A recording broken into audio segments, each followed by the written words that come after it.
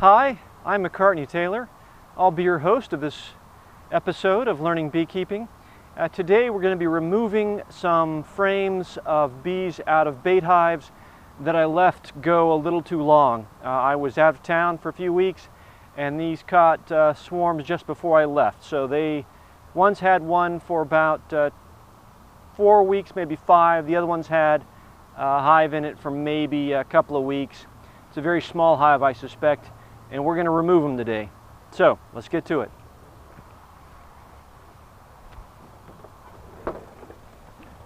Gloves, smoker,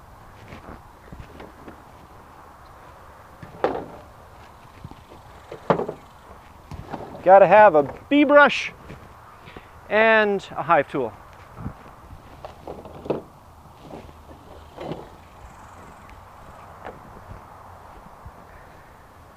All right, let's get to it.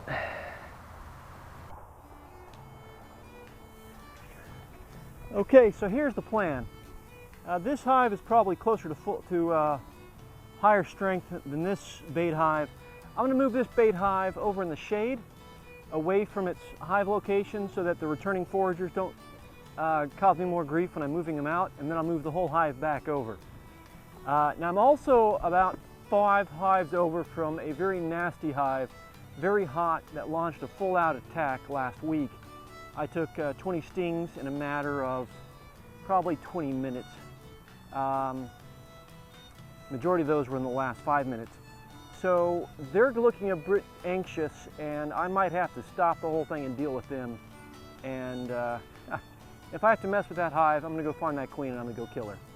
I definitely need that requeen to a much calmer hive. Anyway, I will get to it. All right, I'm going to use frames with wires that I don't like, because with soft comb, young comb, it's easier to press it into these wires than it is to use rubber bands to secure it. So that's the plan, at least. Now, let's see how well these girls are going to behave. I've got 5 screws in the top. This is why you use screws and not nails. If you were unnailing this whole hive would be pissed. Now they'll probably get to that state anyway, but not before most of my job is done. And this has been a well-mannered hive. I caught this in a tree in my front yard in a nice little subdivision in the city, which I've heard other people are having really, really good luck with bait hives in subdivisions. There is a good argument that the hive density is higher in the city, in urban environments, than in the country. More food, earlier and longer honey flows, more residential areas to establish hives in, more cavities to be found. Well, they've been rather mild so far.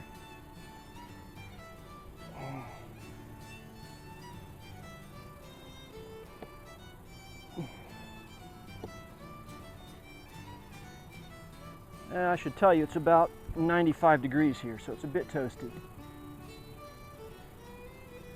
All right, they're open. No comb on the top. A little bit of smoke.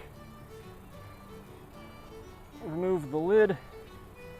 Ah, crap, cross-combed.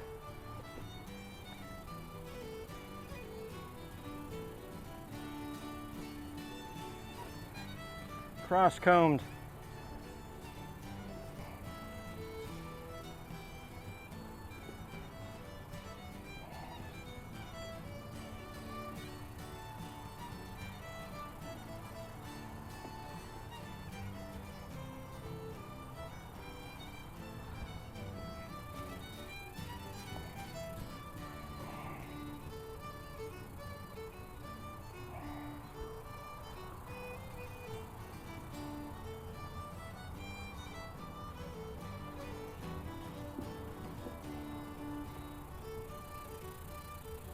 Now comes the ugly part.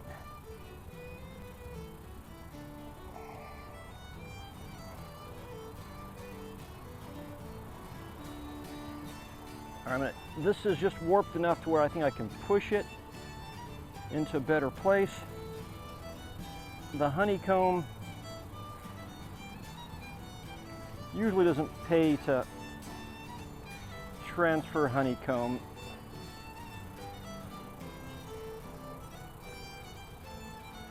I'll put it aside.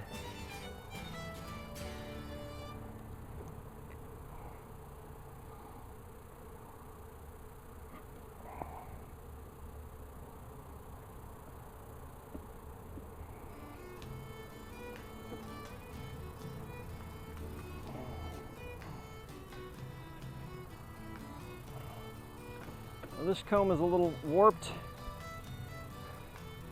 I think I can just press it back into place.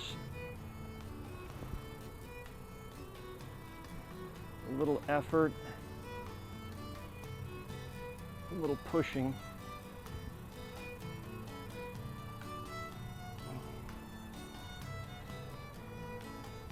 All right, so the first casualty of war.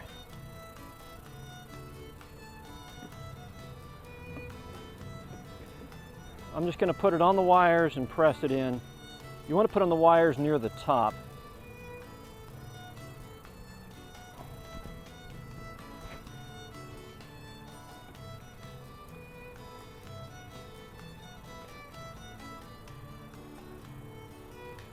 Pollen, some worker brood.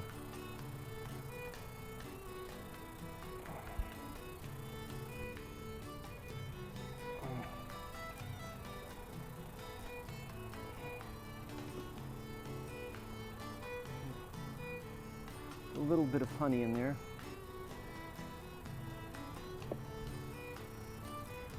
Okay, that's good enough for me.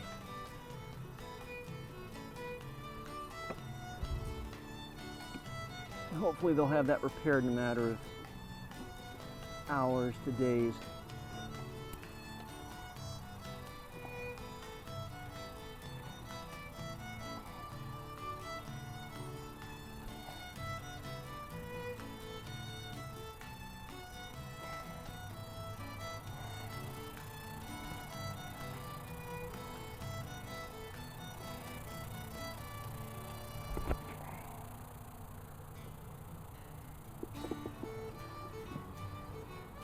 All right, so that's a messed up brood nest.